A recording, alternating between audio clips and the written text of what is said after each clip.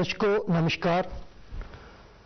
आज हम जिन शख्सियत से आपकी मुलाकात करवाने जा रहे हैं वो हमारे बीच हैं श्री राज राही जी, डोगरी के प्रतिष्ठित कहानीकार, नाटककार, अभिनेता, कवि, जिन्होंने अपनी लेखनी से मां डोगरी को समृद्ध किया। इनके अब तक 4 कहानी संग्रह और 1 नाटक प्रकाशित हो चुका है। हाल ही में इन्हें साहित्य अकादमी नई दिल्ली की ओर से इनकी पुस्तक नमे टनल पर साहित्य अकादमी पुरस्कार से सम्मानित किया गया है। राज राही जी, आपका हमारे इस कार्यक्रम में हार्दिक अभिनंदन है, स्वागत है। आज हम बात करेंगे इनकी पुस्तक नमे टनल पर, जिस पर इन्हें साहित्य अकादमी का पुरस्कार मिला है। तो राज जी, हम अपने दर्शकों को ये बताना चाहेंगे कि ये जो आपकी पुस्तक है नमे टनल शीर्षक से, ये क्या है और इसमें आपने किस विधा को संकलित किया है और किस वर्ष में ये प्रकाशित होकर हमारे सामने आई? जज जी, मेरे इस कहानी संग्रह का नाम है नमे टनल जी। ये 2019 में प्रकाशित हुई है और इसे लिखने में मुझे 3 साल लगे हैं जी। इसमें 17 कहानियां संकलित हैं जी, जिनके अलग अलग विषय हैं, अलग अलग कलर है, अलग अलग सब कुछ अलग है जी। अब बात करते हैं कहानी नमे टनल पर। जी हाँ, ये नमे टनल मीन क्या है, ये हमारे दर्शकों को जरा बताइए कि इसको। ये जो नंदनी में टनल बने हैं ना जी, ये कहानी उन पर आधारित है जी। नमे टनल बनाने में डेवलपमेंट के नाम पर, प्रोग्रेस के नाम पर जो जंगलों का, पहाड़ों का शोषण किया गया है जी, इसमें ये चित्रित किया गया है। जब ये टनल नहीं थे तो वहां जो मंकी होते थे वो आराम से वहां जंगली फल फ्रूट वगैरह खाते थे। ये टनल बनने से पेड़ पहाड़ सारे बर्बाद कर दिए। जब पहाड़ों का सीना चीरा जाता है, पहाड़ों को रोते हुए कोई नहीं देखता। पेड़ों पर जब धूल मिट्टी गिरती है, बड़े बड़े पत्थर गिरते हैं, उनकी दर्द किसी ने महसूस नहीं की।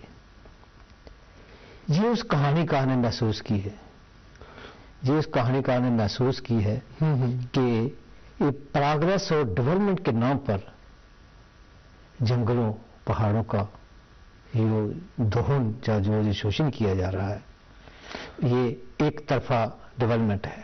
मतलब इसमें आपने पर्यावरण को लेकर मतलब खतरा जो पैदा हो जाता है जब कोई विकास का कार्य होता है, उसको आपने चिन्हित करने की कोशिश की है। तो इसमें और किन किन विषयों को आधार बनाकर आपने कहानियां रची हैं? देखिए, इसमें एक कहानी है मिलदी जुलदी नवार जी। वो फॉरेस्ट फायर पर है, वो भी पर्यावरण नहीं समझो, फॉरेस्ट फायर पर है। जब जंगल में आग लगती है, कितने जीव जंतु उसमें स्वाह हो जाते हैं। बिल्कुल बिल्कुल। आदमी हो तो वो बाघ का जान बचाएगा, लेकिन चीड़ के और देवदार और कायल के लंबे लंबे पेट चलने के लिए मजबूर हैं, क्योंकि उनके पैर नहीं है, वो भाग नहीं सकते। बिल्कुल बिल्कुल बिल्कुल। और इस कहानी में मैंने ये दिखाया है कि जंगल में आग लगाना उतना ही गुनाह है जितना कि किसी का कत्ल करना। क्या बात है, ये मेरी कहानी का ये बहुत बढ़िया थीम आपने इसमें लिया है। और एक कहानी है मेरी, इसमें कहानी है तीन चिताएं, तीन चिखा। तीन चिताएं, जी। आप मैं त्रै चिखा, हाँ, डोगरी में त्रै चिखा। जी जी। तो उसका क्या थीम है? उसका थीम ये है कि आदमी को मतलब कि क्या डिसीजन मेकर होना चाहिए। आदमी को एक टाइम में एक ही डिसीजन लेना चाहिए, निर्णय लेने में समर्थ होना चाहिए। जी। डुल नीति जो है वो आदमी को बर्बाद कर देती है। जी जी जी। जो आदमी एक काम के लिए कमिटेड होता है तो वो काम उसका सफल हो जाता है। जो आदमी ये भी कहता है मैं ये भी कर दूंगा, वो भी कर दूंगा, जहां भी जाऊंगा वहां भी जाऊंगा एक ही दिन में, तो वो कहीं कामयाब नहीं होता है। इसमें ये दिखाया गया, ये दर्शाया, ये विषय दिया हुआ है। जी जी जी। और इसमें बड़ी, आपको पता ही है, जब पढ़े आदमी तो पता चलता है कि क्या मतलब एलिमेंट क्या है इसमें, क्या डाले हुए हैं। तो राजी, ये मतलब जो कहानीकार कोई कहानी करता है तो उसमें पात्र जो है वो चित्रित किए जाते हैं। तो इन कहानियों में कोई ऐसा पात्र हो जिसने आपको बहुत ज्यादा प्रभावित किया हो?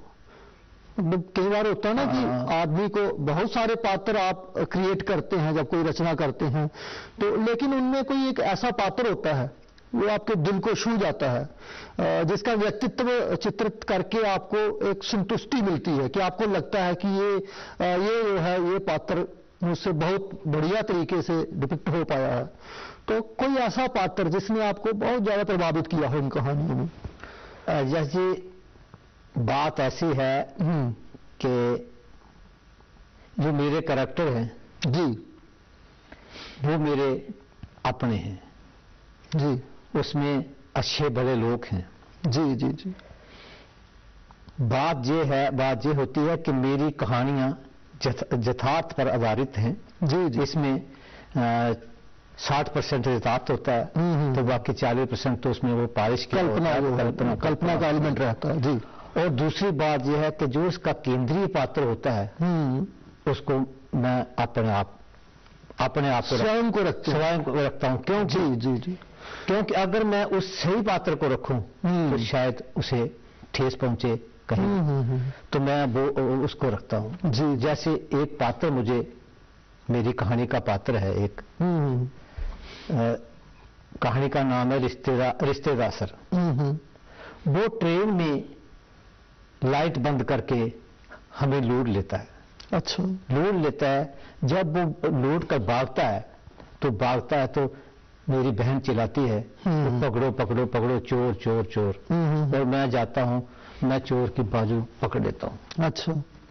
चोर की बाजू पकड़ लेता हूं तो वो छुड़ा नहीं सकता। वो कहता है, उस कान में कहता है छोड़ो यार, जल्दी छोड़ो, मेरी माँ बीमार है, मैंने फीस जमा करवानी है। वो तो उसका हाथ ढीला पड़ जाता है, चोर छूट कर भाग जाता है। जी जी जी। इतने में लाइट आ जाती है। लाइट आ जाती है, सब हिसाब लगाते हैं कितनी की चोरी हुई है। तो 1 लाख रुपए की चोरी हो गई।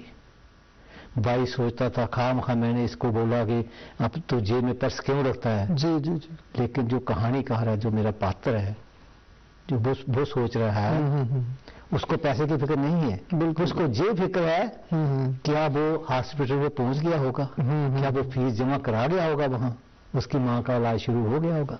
क्या बात। तो राजी, ऐसे मतलब आपने इसमें से 2-3 कहानियां हमें बताई जिसमें आपने पर्यावरण को लेकर बात की है, उसको मतलब सामाजिक सरोकारों को लेकर बात की है, समाज में जो हो रहा है उसको लेकर बात की है। तो इस तरह से मतलब आपने इसको पुरोया है और कल्पनात्मक तरीके से इसको अपनी कला का रूप दे करके खूबसूरत कहानियां जो आपने चित्रित की।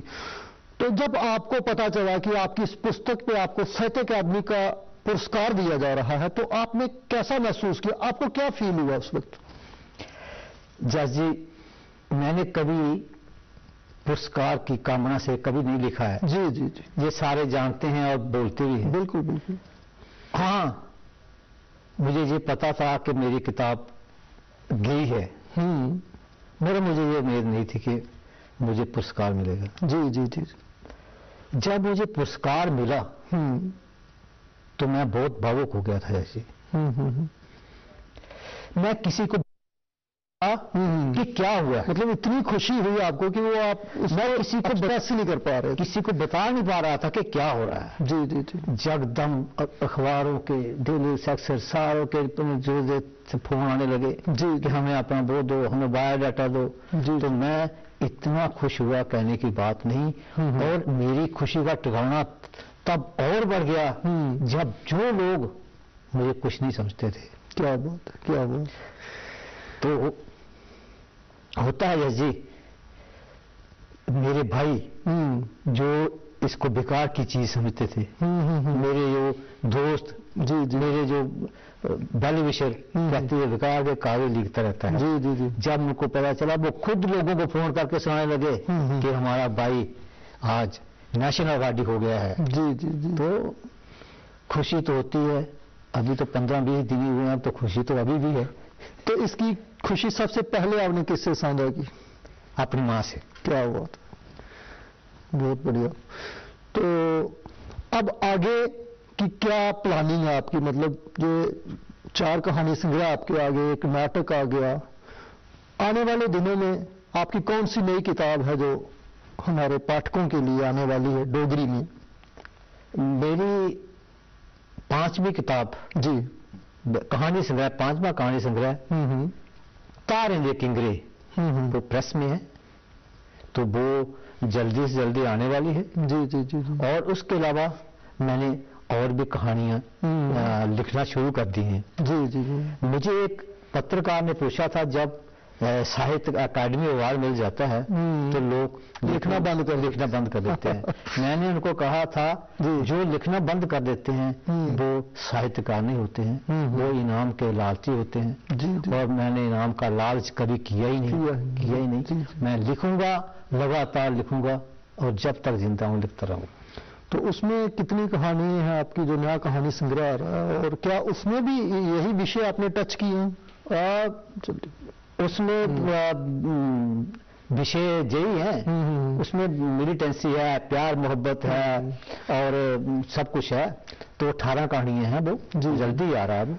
ठीक है राज राही जी, बहुत अच्छा लगा आप हमारे स्टूडियो में आए, और आपने अपनी किताब जो नमे टम्मल है, जिस पर आपको साहित्य अकादमी की ओर से पुरस्कार भी मिला है, उसको लेकर, उसके विषय को लेकर, उसकी कहानियों को लेकर, पात्रों को लेकर, और कहानियों के पीछे की जो एक बैकग्राउंड रहती है उसको लेकर आपने हमारे दर्शकों को बहुत ही मूल्यवान जानकारी दी, हमसे बातचीत की। आपका बहुत बहुत धन्यवाद।